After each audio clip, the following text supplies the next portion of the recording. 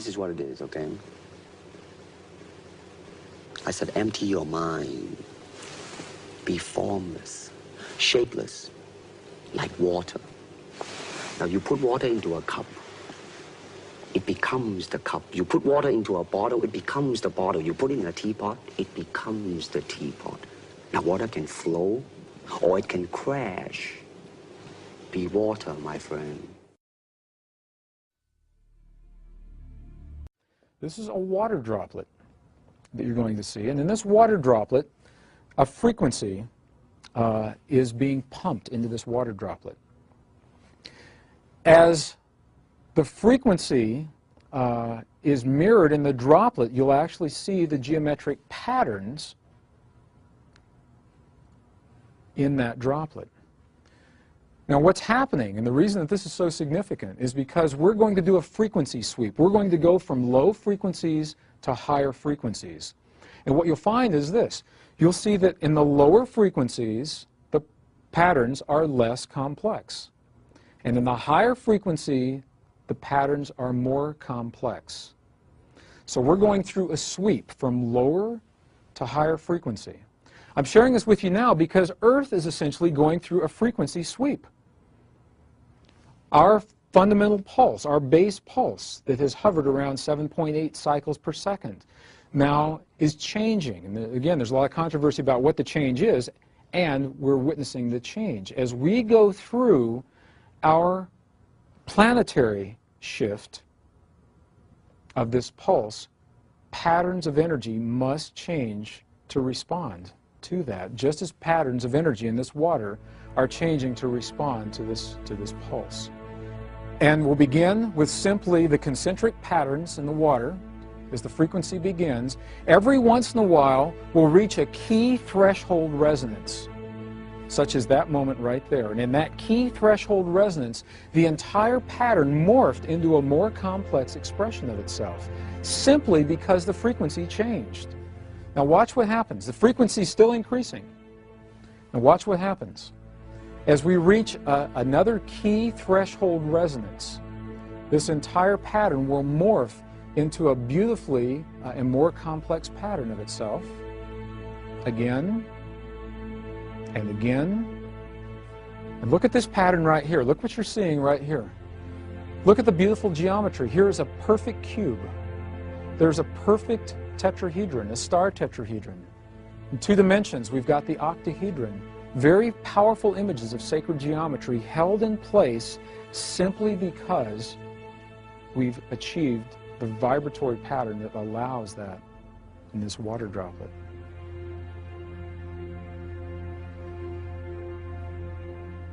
And as the vibration increases, these patterns will become more and more complex.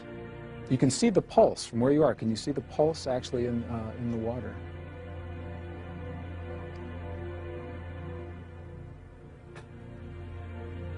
As we go into the last set of the frequencies, what you'll see is that the entire, and you'll watch along the outer perimeter, the entire pattern reaches its greatest level of complexity, and then it goes back.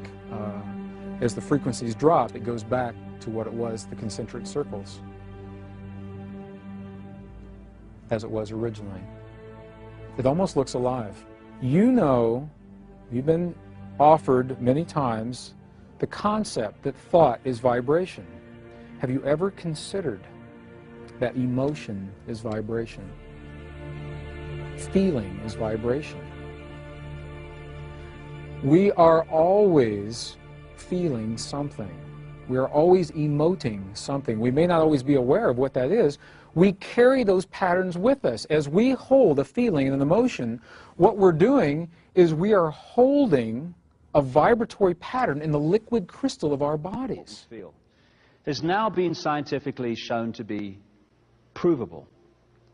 And what you're going to see now are what happens to particles of sand and other various particles when a sound resonates across a plate and resonates those particles in tune with the sound. Because when we think, we're not just sending out a wave which resonates the energy, we're sending out on a frequency outside of the range of human hearing, we're sending out a sound. Everything is sound. When we think a sound goes out, it resonates the energy around us to that sound. And what you're about to see are some pictures that show this happening when sound is introduced, and how sound takes random particles and turns it into astonishing form. And that's how this universe was created. In the beginning was the Word, and the Word was sound. So what you're looking at here is merely particles formed into patterns by sound.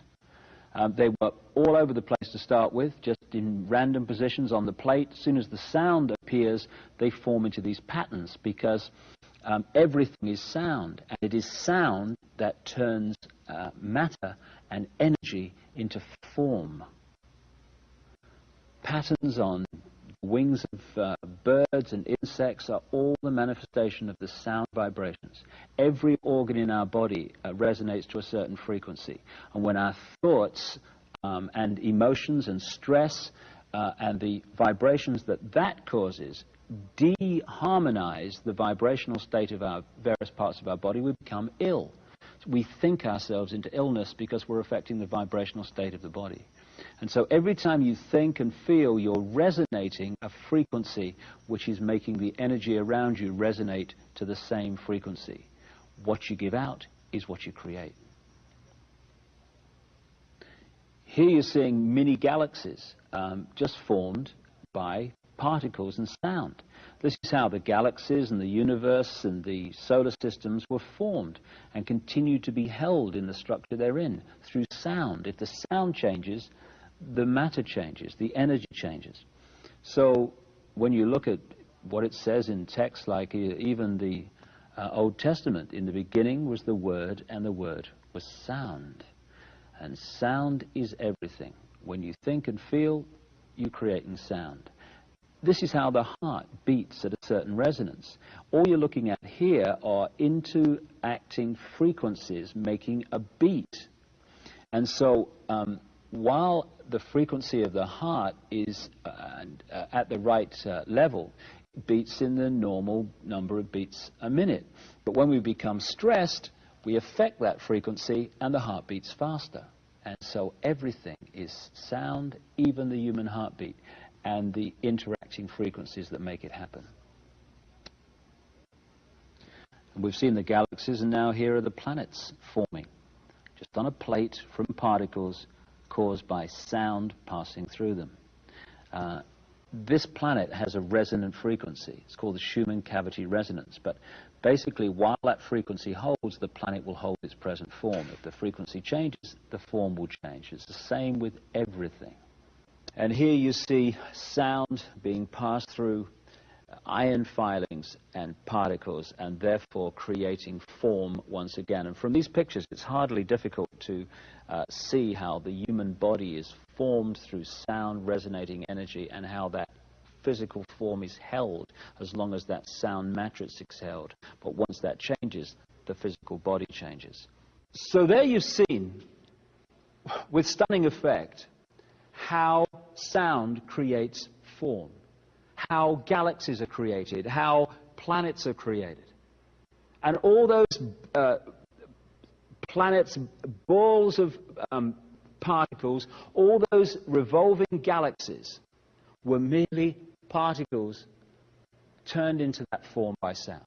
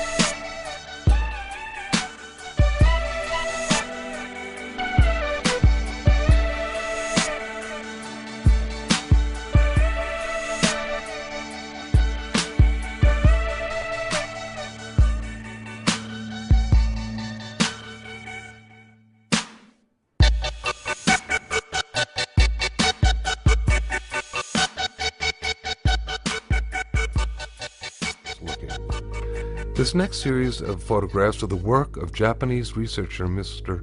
Masaru Emoto from his book, The Message from Water. Mr. Emoto's work provides factual evidence that human vibrational energy, thoughts, words, ideas, and music affect the molecular structure of water. Please remember that water comprises over 70% of a mature human body and covers the same amount on our planet. Water is the very source of all life. This photo shows the beautifully formed geometric design of the Yushi Spring water. This next photo is from the Shimanto River, the last clean spring in Japan. Notice the extraordinary geometric forms. The fact that the molecular structure of water can be affected by our consciousness, our intent, and our sounds is extremely important. This photo is from the Mount Cook Glacier in New Zealand. Mr. Emoto has been visually documenting these molecular changes in water by means of his photographic techniques. He freezes droplets of water, then examines them under a dark field microscope that has photographic capabilities. His work clearly demonstrates the diversity of the molecular structure of water and the effects of the environment upon the structure of the water. This photo is from the fountain in Lourdes, France.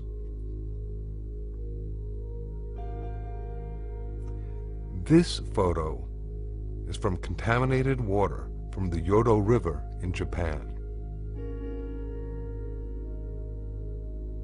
In this photo we can compare the contaminated water with clean stream water. Look at the difference. Mr. Emoto decided to see what effects music would have upon the structure of water. He placed distilled water between two speakers for several hours while playing different music and then photographing the crystals that formed after the water was frozen. This photo is of water being exposed to Beethoven's Pastorale. This photo is the effect of Bach's Air for the G-string on the water.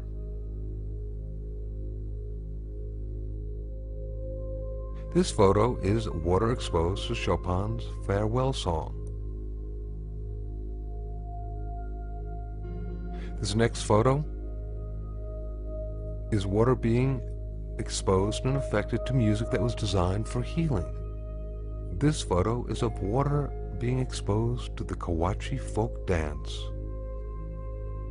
This photo shows the effect of heavy metal music upon the water.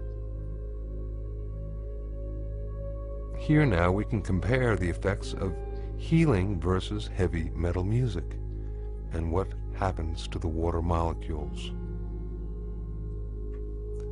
Mr. Emoto decided to see how thoughts and words affected the formation of untreated distilled water crystals by typing words onto paper and then taping this paper onto glass bottles overnight. This photo shows the effects of the words, "Thank you." This next photo shows the effects of the words love and appreciation. This photo shows the effects of the words, "You make me sick, I will kill you." And here we can compare the effects of thank you with the "you make me sick, I will kill you." Very, very different geometric forms being incurred through the intention. Now this photo is of a very polluted and toxic water from the Fujiwara Dam. Here now is the same water from the Fujiwara Dam after a Buddhist monk had offered a prayer over it. Prayer, that sound coupled with intention, seems to have an extraordinary ability of restoring water to its natural, harmonious, geometric symmetry. And in this photo we can compare the toxic water and then the effects of praying over the water It's really quite impressive. These photographs that we have just seen show proof that not only does sound have the ability of affecting and changing physical structure, but that with regard to the molecular structure of water, that our intent with our sound is extremely important. This may have great implications for the future of both personal and planetary harmony and healing. To what extent is water capable of picking up information? What does it perceive? And how does it remember it over time? The Aerospace Institute in Stuttgart has discovered a relatively simple way of making the structure of a drop of water visible. The researchers have had their efforts rewarded by insights into a very beautiful world. Each drop has a face of its own, unmistakable and unique. Why are the individual drops so different from one another? We got a lot of people to come to a lecture hall here at the Institute, gave them all the same water, had them make drops at exactly the same time, collected all the drops, and then discovered that each individual produced different images from the same water. And here you can see the results. Here on the right you can see that the images of the individual students are different, but those made by a given student are all quite similar. This is the work of the first experimenter, this one here from the second, this from the third, and this from the fourth. Individually they can quite easily be reproduced, but you would never have thought that they were all from the same water, because when you compare the images from the different people, you see some big differences. Then we undertook experiments to find out whether things changed when we put something into the water. A real flower was placed in the water. A while later we took a drop of water, and here you can see one of the pictures. And you can see it in this picture. It's the typical image you get when you put a flower into water. You could recognize the flower in every single drop in this glass, of course. That can be reproduced and has significance. And if you were to put a different flower in here, for example, a Sweet William flower, then all the drops of this water would look like Sweet William.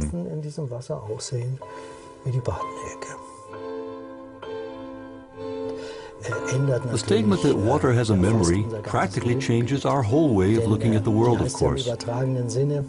Let's travel down the Rhine in the figurative sense. The water is flowing down the Rhine, picking up information everywhere it goes. So the water has more information at the mouth of the Rhine than it had at the source.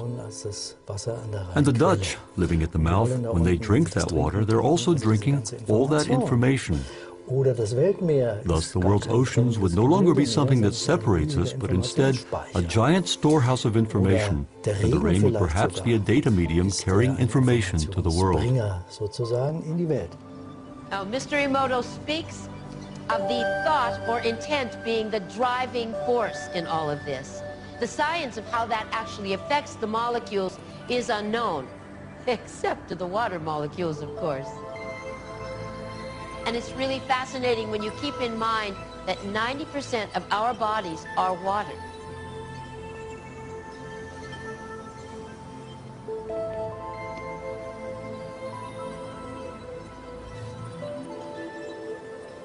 Makes you wonder, doesn't it? If thoughts can do that to water, imagine what our thoughts can do to us.